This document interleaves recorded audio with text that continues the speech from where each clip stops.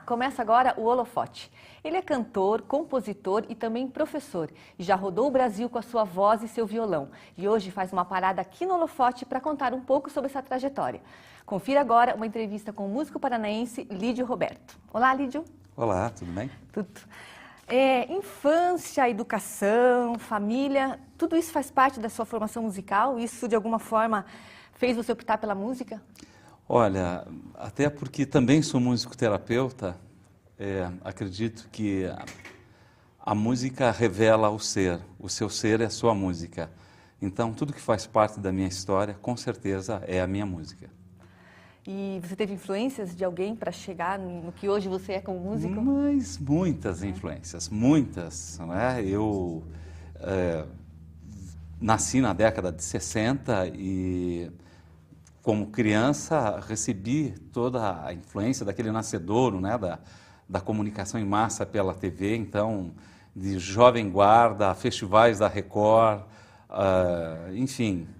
Né? Década de 70, sob a ditadura militar, foram muitos, mas muitos os músicos que fizeram a minha cabeça e meu coração musical. E teve alguma música na época que você ouviu e pensou assim, poxa, eu queria fazer alguma coisa assim? Olha, como criança e como estava nessa coisa de mídia, né? Eu tive uma fase apaixonada, na verdade, por Jovem Guarda, né? Eu devia ter lá meus 7, 8 anos de idade. Mas uma canção que me marcou fortemente foi a canção Disparada, do Geraldo Vandré. Foi a primeira grande canção que eu reconheci como obra. Né?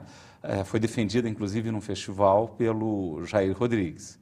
Aí, na década de 70, como todo já pré-adolescente e adolescente, aí veio aquela avalanche de música norte-americana, porque nós vivíamos sob o regime da censura. E o mercado se abriu para a música estrangeira. Então eu fui consumidor de Jackson 5, que tinha o Michael Jackson, e em especial Elton John, né, com essa veia muito melódica. Há pessoas que estranham assim, mas e Beatles, né, porque década de 60. Sim. Beatles chegavam, mas chegavam já diluídos, né, na obra da própria Jovem Guarda, que fazia uma menção a esse tipo de trabalho. Mas descobri Beatles para valer também na década de 70. Então, toda essa veia de melodia, né, eu trago exatamente dessa época. Final da década de 70, 80, início de 80, já estávamos vivendo o início da abertura política, aí vem desde Clube da Esquina até os atuais, né? E assim, aí você entrou na adolescência, na juventude, começou a fazer show, até chegar num momento muito importante da tua carreira, que foi em 85, quando você participou do projeto Pixinguinha, né? Exatamente. Como é que aconteceu esse projeto na tua vida? Com quem que você tocou na época? Bem, eu vinha já com alguma experiência de teatro. Eu fazia teatro com Aloysio e Luciana Querubim e tinha lá as minhas práticas como ator, mas vamos dizer, um marco para mim foi quando eu disputei um Festival Nacional do Teatro Amador, em Ponta Grossa, e ganhei o prêmio de melhor trilha sonora, era um prêmio nacional. E disputei com músicos, compositores, como Toquinho e Vinícius, né, que tinham trilha sonora, para a peça Um Grito Parado no Ar, e quando eu recebi a premiação, eu disse, meu Deus, isso é um sinal divino, vou ter que ficar mais na música do que no teatro. E aí eu optei por ficar fazendo esse tipo de trabalho. Em 80, eu tinha um grupo chamado Ala Breve, que me deu assim, uma projeção local muito legal. E logo eu conheci as Ninfas, que era um outro grupo também formado por 6 meninas, nós éramos 6 rapazes. E em 83 eu disse, eu vou partir para uma carreira solo. Em 83, então, eu fiz o projeto de criação de um álbum, né, que era Long Play, né, o LP, chamado Choros e Águas, e esse LP é que me deu visibilidade. Então veio o pessoal da Funarte, aqui em Curitiba, e indicado pelo então crítico de música, saudoso, né, porque era um grande defensor, Aramis Milacha, jornalista do estado do Paraná, ele acabou fazendo a última indicação, e pela Lúcia Camargo, que era a nossa secretária de Estado da Cultura.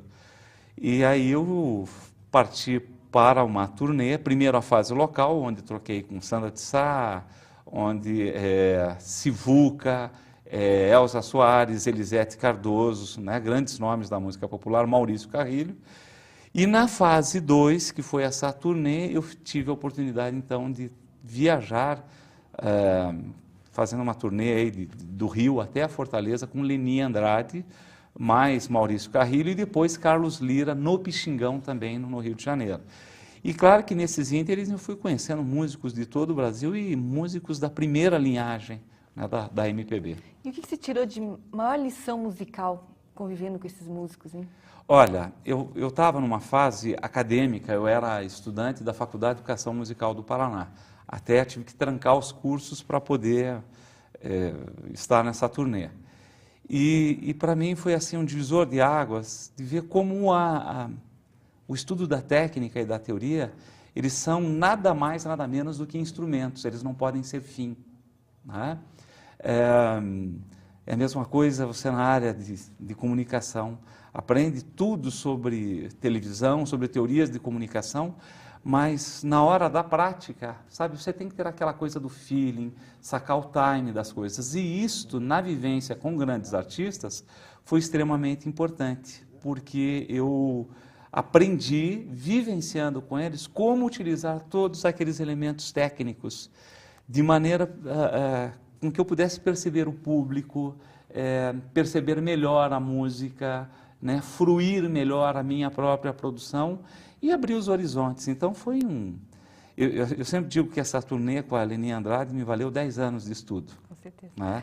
Depois desse projeto, você fez um outro projeto importante, já um pouco mais recente, que é o projeto Violada, né? Exato. Como é que surgiu essa ideia? Foi uma ideia antiga que você tinha em mente ou foi aquela coisa de mesa de bar, assim? Pois olha, a tua primeira pergunta até remete, né, a essa resposta. Eu venho de uma família curitibana, né, uma família simples, fui criado em quintal, com fundo de quintal, pé no chão, colocando os pés na terra, e ouvindo, fora o que a mídia trazia, eu via, por parte da minha mãe, essas coisas de moda de viola.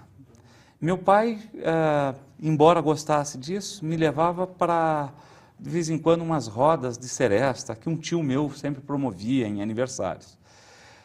E juntando essas duas coisas, a seresta, mais essa coisa dessa, né, alma meio brejeira, que é o nome do próximo CD que eu já estou em estúdio gravando, chamado Alma Brejeira, disse assim, puxa, eu tenho uma coisa que não é sertaneja, mas é uma coisa assim muito pura, de fundo de quintal, do som da natureza. E eu sempre me senti incomodado da gente não ter uma identidade musical paranaense. E eu fui descobrir, de uns 6, 7 anos para cá, que a natureza musical paranaense, ela é híbrida, na verdade. Nós temos muitas influências. Você veja, no oeste do Paraná, a gente tem uma força expressiva da cultura gaúcha. No norte do Paraná, nós temos uma força expressiva da cultura paulista e mineira. No sul também é um pouco gaúcho, mas no litoral, aqui em Curitiba, indo para Ponta Grossa e Castro, eu observo que a gente tem alguma coisa além disso, que é essa sonoridade, quem sabe um pouquinho mais tímida, né, por influência europeia, e essas coisas eu tentei buscar nesse trabalho. Então é um projeto que vem desde 2006. Aliás, vem desde 2000, e em 2006, 2005 e 2006 eu concretizei. Então, na verdade, são meio sons de infância, são meio sons que eu até então tinha negado nos álbuns anteriores. Isso que eu ia te perguntar. Então, há grandes diferenças entre esse teu trabalho e os teus álbuns anteriores, como, por exemplo, o Estrelas Guia, o Choros de Água, são coisas distintas. Isso. São desejos distintos. São. O Estrelas Guias e o Choros de Águas, eles são trabalhos absolutamente urbanos, né? São trabalhos que ficam sob a sigla MPB. No Violada, inclusive o nome é dúbio, né? Violada, quem foi violada? Eu digo, a própria viola foi violada. Os sons urbanos violaram a identidade sonora das violas caipiras. Então, como eu, um ser urbano, né, de raiz sertaneja, vamos dizer assim, posso resgatar isso. Então, fiz uma releitura no Violada, né, dessa coisa infantil, dessa coisa brejeira, e busquei essencialmente dar uma identidade paranista, né, paranaense. Isso foi uma grande preocupação. A diferença, então, básica é isso. Eles são sons mais naturais, mais acústicos, mais pé no chão. Enquanto que os outros são sons mais urbanos, estilos mais urbanos, mais bossa, mais coisa jazzística, né? Você faz que umas foge, misturas mais modernas. mais modernas. Só que eu estou descobrindo que no Violada e nesse próximo CD, existe um caipira moderno no ar, sabe? Não por conta do que acontece na mídia das grandes duplas sertanejas, dos fenômenos de venda aí, mas por conta da busca de uma sonoridade nova, né? A tecnologia chegou no campo. Sim, eles também têm acesso. Também tem acesso. E como é que fica esse som a partir disso? Né? Fazer um download de uma música sertaneja, né? É um belo campo a ser explorado, né? Com certeza, e que já está sendo explorado, né? Mas isso tem que se transformar em linguagem musical. Esse é o desafio. Você gosta muito de trabalhar em parceria, né? Você já fez muitos trabalhos em parceria. Atualmente, hoje, quem são os teus parceiros? São só curitibanos? Tem gente de fora? Não, tem gente de fora. Estão nascendo algumas parcerias importantes, né? De fora, você veja, Cristina Saraiva, que é parceira de 1001 músicos no Brasil aí, é uma grande compositora, tem vários álbuns, ela é só compositora, não se diz cantora, mas Cristina Saraiva, aqui eu tenho o prazer de ser parceiro de Etel Frota, que é uma poetisa fantástica, uma escritora maravilhosa, Cláudio Ribeiro, um grande comunicador, né, também poeta de mão cheia, Hardy Guedes, que vive em Natal, mas iniciou a sua parceria aqui comigo, e estou desenvolvendo algumas parcerias aí com o pessoal de Fortaleza, lá do norte, né? Tem o Sérgio Veleiro, que já está praticamente concluído, Silvio de Tarso, é o pessoal que vai editar o meu próximo CD, na verdade, gente, né? E Rita Altério, uma outra espetacular letrista de São Paulo, que estará presente nesse meu próximo álbum. Lídio, falando um pouco do teu processo de criação, que tipo de valor você acha que você sempre agrega na tua composição, no teu processo de trabalho? Existe alguma coisa que você nunca deixa de fora? Tem. Do ponto de vista musical, eu tenho uma preocupação séria com a questão assim, a música tem que soar orgânica. Não é que não possa ser difícil, existem até coisas na minha obra que eu sei que é difícil numa primeira escuta a pessoa dizer, puxa, gostei. Mas, via de regra, né, eu procuro trabalhar a música de maneira orgânica, é muita melodia. Eu digo assim, soa legal aquilo que o coração consegue cantar, não o que a mente tem que intelectualizar. Né? Então, esta é uma busca, o trabalho é voltado mesmo para o emocional, sai do emocional meu e é dirigido ao emocional das pessoas. Agora, do ponto de vista da letra, daí, por exemplo, como é que fica? Para mim tem que ter uma ligação, algum sentido, no sentido de significação. Né? Então, eu admiro outros estilos, mas acho que, para a minha identidade, a letra às vezes tem que passar por aspectos nostálgicos, até porque eu acredito que a música, assim como outras linguagens artísticas, cumpre uma das suas mais belas funções, que é entreter, dar prazer. Quer dizer, se eu for criar uma música só para a pessoa pensar, para ficar sofrendo, para ela, né? Isso eu faço em musicoterapia, eu não faço daí com o trabalho musical. Vamos fazer um breve intervalo e a gente já continua nossa conversa com o músico paranaense Lídio Roberto.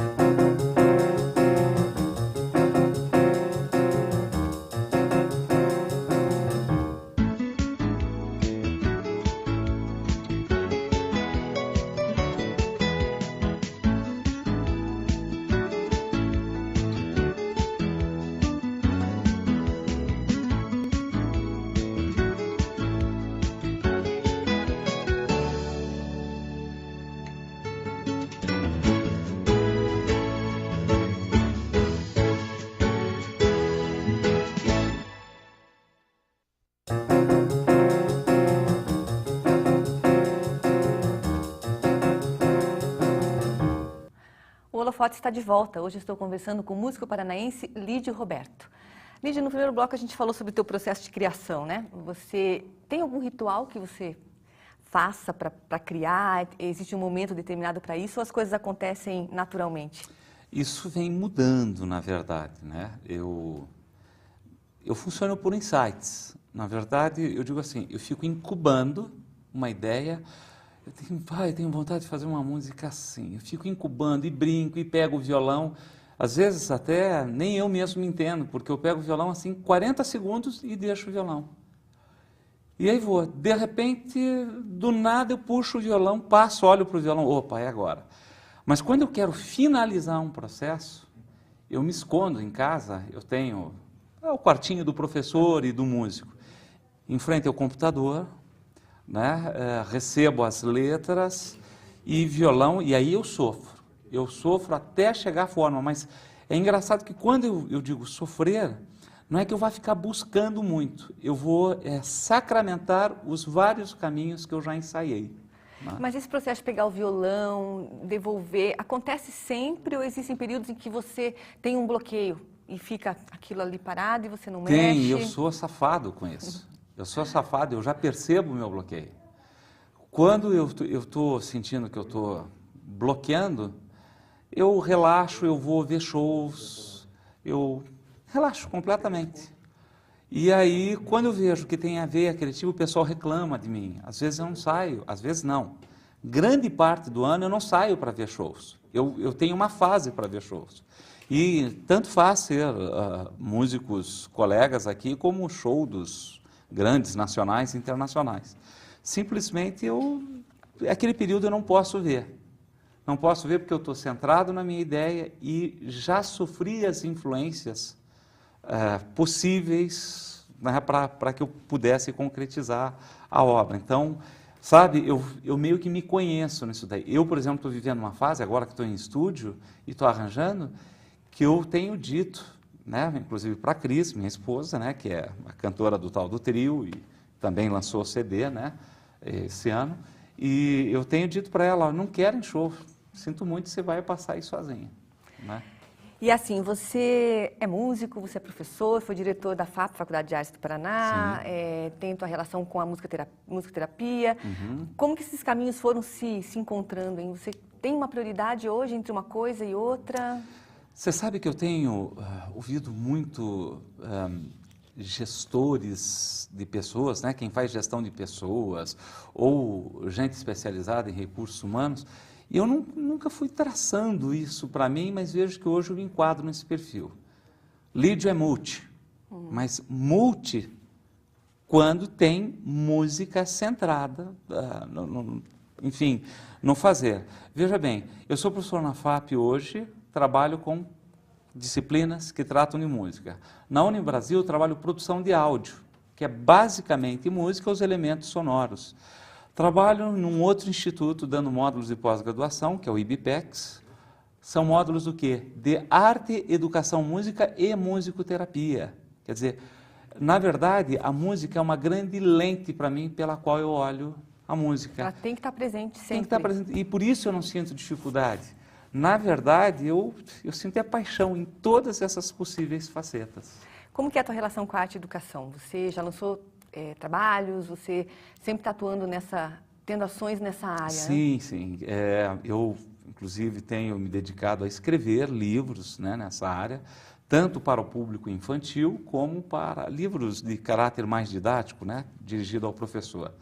Eu tenho feito pesquisas, né, até exemplo aqui, esse é o Cancioneiro Folclórico Infantil Brasileiro, a gente já está preparando o volume 3, esse é o volume 2, onde a gente fez uma pesquisa, eu e Mara Fontoura, né, que é da Gramofone, nós fizemos durante 4 anos pesquisa sobre o Cancioneiro Folclórico Infantil Brasileiro, fizemos uma leitura pedagógica, uma leitura psicológica, até um tanto musicoterapêutica, e colocamos sob formas de partituras, e nos livros também acompanham 2 CDs, com mais de 100 músicos envolvidos em cada um dos volumes. Então eu me dedico a essa área, acho importante porque eu acho tudo isso, né? Que só é possível você elevar o nível cultural do país e provocar essa transformação, isso o Roquete Pinto disse lá na década de 20, né, quando fundou o rádio. Eu acho que os meios de comunicação são importantes, mas quem pode transformar necessariamente o panorama social é a educação. Por isso, invisto nessa área para contribuir com essa consciência cidadã. Claro, você como professor se sente responsável em contribuir de alguma forma. Absolutamente responsável. Você tem essa consciência. Falando um pouco de outro tipo de música, né? A questão do cenário musical brasileiro, que hoje, na maioria dos casos, se resume em pagode, sertanejo, axé music. O que você acha dessa nova cultura? Você acompanha, você aprecia? Essa pergunta não pode falhar, né? Eu acho que qualquer músico, compositor, aguarda a oportunidade de poder falar disso. Uma coisa para mim é a indústria cultural, né? Essa indústria cultural que está aí estabelecida, né? Ela precisa ser compreendida até em função das novas tecnologias. Hoje, eu diria que essa própria indústria, ela te dá o veneno e um antídoto. Por exemplo, a questão de música por downloads. Então, é uma alternativa. Aí, se for falar em direitos autorais, eu sei que é um tanto quanto complicado, mas eu, por exemplo, nos espaços que eu tenho na internet, né, existem peças que estão lá para download free. Quer dizer, eu não tenho expectativa sobre isso, né, de retorno financeiro. Agora, é óbvio que isso é um canal para que eu venha a ter um retorno financeiro. As pessoas podem me conhecer, eu estou democratizando a minha música, né, e estou, em menor escala, né, competindo com as armas que eu tenho. E eu sei que, por exemplo, hoje eu e milhares de músicos e compositores espalhados nesse país, a gente já não tem mais aquele sonho, não temos mais 20 e tantos anos, não vamos... Aquela ambição. Ambição, não vamos mais fazer parte de trilha sonora de Malhação, nem tampouco aparecer, entendeu? Então, a gente tem que correr com as armas que tem. Mas você não chega a apreciar, então, esse tipo de música? Não aprecio e acho que o grande problema, aí eu sou duro, o grande problema está no conteúdo estético. Né? A falta de conteúdo, talvez. Sim, exatamente, porque são conteúdos repetitivos, fórmulas repetitivas, pouco pensadas, não se mostra uma variedade, aquilo que se vende como variedade é uma farsa, né?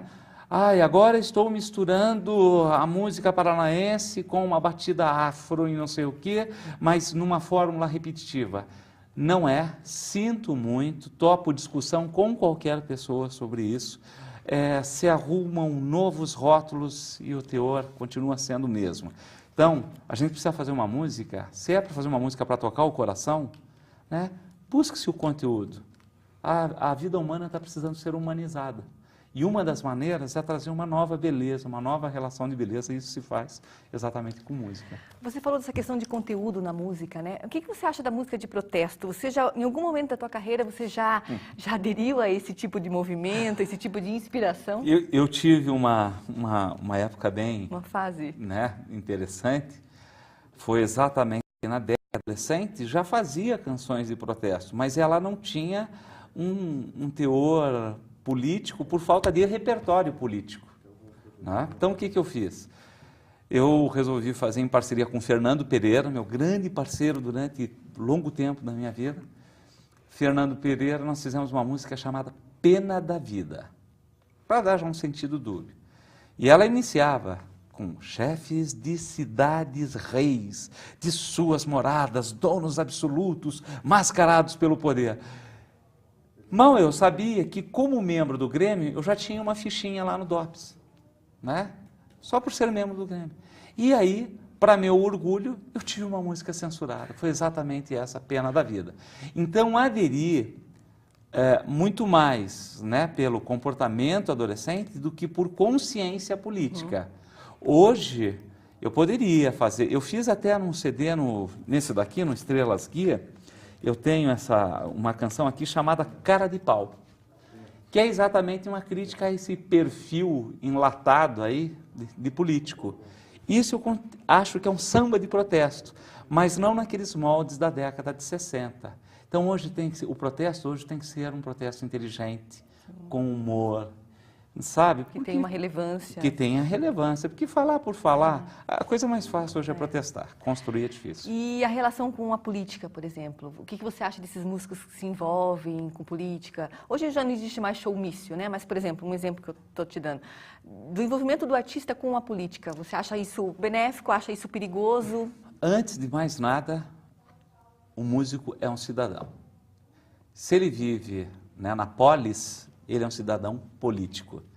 Então, veja, o que a gente precisa diferenciar é assim, você se envolve partidariamente. Ora, na atual realidade, na atual conjuntura da política, por problemas éticos, fica difícil você colocar bandeiras. Mas a música é um instrumento de transformação social, por isso ela é política. Né? Política lá no sentido lato mesmo, de transformar a realidade das pessoas na polis, na cidade.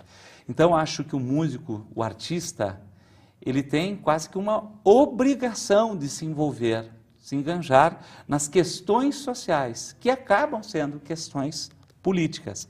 Eu me sinto envolvido em muitos dos processos, desde listas de internet, ponho o meu nome, dou a cara para bater. Meus alunos sabem o quanto sou crítico nesse aspecto. Agora, ser crítico não é ser o critiqueiro, é botar defeito. Não, é saber fazer uma leitura de sistema, né? É buscar dados históricos, compreender o contexto. E eu posso produzir uma música, me sinto hoje maduro para isso, para produzir uma música, em que eu tenha consciência e domínio do contexto que eu estou falando. Porque falar por falar, daí prefiro não fazer. A gente está terminando a entrevista, mas eu queria saber quais são os seus planos para o futuro aí. Que você falou que está lançando um CD, está em processo de gravação? Estou já em estúdio, gravando a Alma Brejeira, que é lançado agora em 2008. Continuo trabalhando o CD da Cris, né, que é o CD Meu Lugar. Estou escrevendo Cancioneiro Folclórico Infantil 3 e meu primeiro livro na área de musicoterapia também para 2008. Então, na verdade, tenho 2 livros e um CD para 2008 aí para dar conta. 2008 promete, então? Promete. Tomara que seja um ano bem legal. Lídio, você tem algum contato que você queira deixar para show? Sim, eu tenho feito, né, a ponte com a Gramofone, produtora de áudio. Pode deixar o telefone? Sim. Então, 3228-1044, 3228-1044, Gramofone, produtora de áudio. Lá você vai ter contato com os meus livros, com os meus CDs e também fazer contatos para shows, apresentações, palestras e o que precisar mais. Muito obrigada pela sua presença, Lídio. Eu que agradeço a oportunidade. O Holofote fica por aqui. Se você tem alguma dúvida ou sugestão, mande um e-mail para holofote@unibrasil.com.br. Até a próxima semana.